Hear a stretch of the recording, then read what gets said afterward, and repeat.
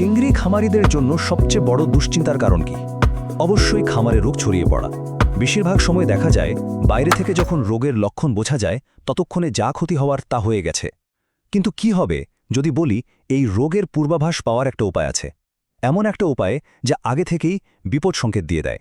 তো আজকের এই আলোচনাটা কিন্তু ঠিক এই ব্যাপারটাকে নিয়ে।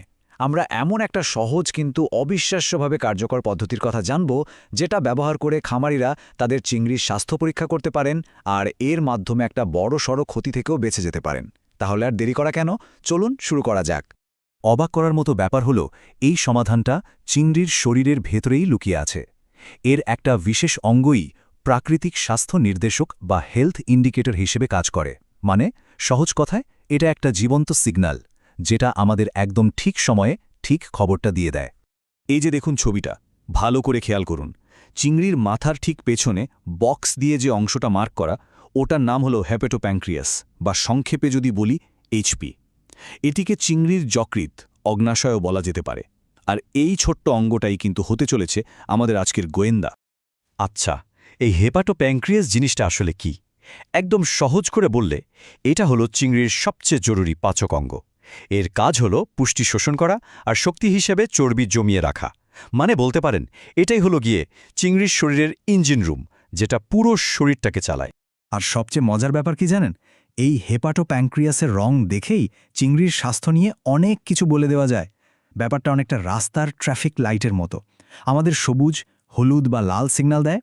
এই টেবিলটা একটু খেয়াল করলেই বিষয়টা পরিষ্কার হয়ে যাবে। এইচপির রং যদি হয় গাঢ় বাদামি বা কালো, তার মানে হলো সব ঠিক আছে, চিংড়িটা একদম সুস্থ আর সবল। লালচে রং অনেক সময় খাবারের কারণে হতে পারে, যেটা নিয়ে সাধারণত তেমন চিন্তার কিছু নেই।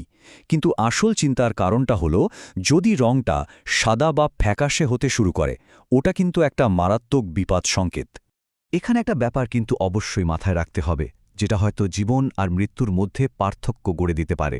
মানে চিংড়ির এইচপিটা বাইরে থেকে দেখতে কেমন, তার চেয়েও অনেক অনেক বেশি জরুরি হলো ওটার ভেতরের রংটা কেমন। বাইরের সাদা রং হয়তো স্বাভাবিক, কিন্তু ভেতরের সাদা রংটাই হলো রোগের চূড়ান্ত সতর্কবার্তা। বিশেষজ্ঞরা ঠিক এই কথাটি বারবার বলছেন। এই উদ্ধৃতিটা দেখুন, এইচপি কেটে এর ভেতরে সাদা রং দেখা মানেই হলো রোগের সংক্রমণ শুরু হয়ে গেছে। এটা হোয়াইট ফিসেস বা ভিব্রিওসিসের মতো ভয়ঙ্কর রোগের একেবারে প্রথম লক্ষণ হতে পারে। চলুন আমরা আবার আগের ছবিটাতে ফিরে যাই। এ, বি আর সি চিংড়িগুলোর এইচপি দেখুন কতটা গাঢ় আর স্বাস্থ্যকর দেখতে। এবার ডি চিহ্নিত চিংড়িটার দিকে তাকান। দেখুন এর হেপাটোপ্যানক্রিয়াসটা কেমন ফ্যাকাশে, একদম প্রাণহীন। এটাই হলো সেই রেড সিগন্যাল যার কথা আমরা এতক্ষণ ধরে বলছি। কিন্তু প্রশ্নটা হলো, এই রংটা হুট করে বদলে যায় কেন? এর পেছনের বিজ্ঞানটাই বা কি? চলুন একটু গভীরে গিয়ে ব্যাপারটা বোঝার চেষ্টা করি, কিভাবে এই পুরো প্রক্রিয়াটা কাজ করে। আসলে চিংড়ির শরীরে ক্রোমাটোফোর বলে এক ধরনের রঞ্জক কোষ থাকে। যেমন ধরুন, লিউকোফোর হল সাদা রঙের জন্য, মেলানোফোর কালো রঙের জন্য, আর এরিথ্রোফোর হল লাল রঙের জন্য দায়ী। আর চিংড়ির খাবার, চারপাশের পরিবেশ বা অসুস্থতার কারণে এই কোষগুলো ছোট বড় হয়, আর তাতেই এইচপির রং বদলে যায়। তাহলে যখন কোনো খারাপ ব্যাকটেরিয়া আক্রমণ করে তখন ঠিক কি হয়? প্রথমত অসুস্থ চিংড়িটা খাওয়া দাওয়া বন্ধ করে দেয়।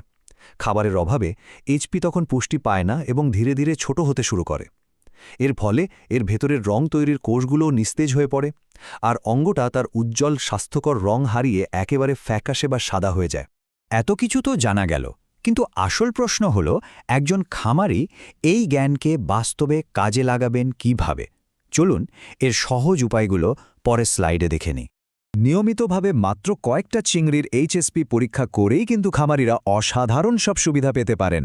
রোগটা একদম শুরুতেই ধরে ফেলা যায়, খাবার ঠিকমতো দেওয়া হচ্ছে কিনা সেটাও বোঝা যায়, আর সবচেয়ে বড় কথা হলো ব্যাপক আকারে চিংড়ি মারা যাওয়ার আগেই ব্যবস্থা নেওয়া যায়।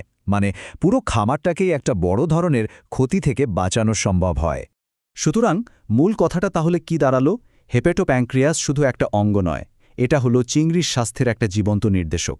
এর রঙের পরিবর্তনকে গুরুত্ব দেওয়া মানেই হলো খামারের ভবিষ্যৎ সুরক্ষিত করা। তাহলে চিংড়ির শরীরের ভেতরে লুকিয়ে থাকা এই গোপন ভাষাটা পড়ার জন্য সবাই কি প্রস্তুত?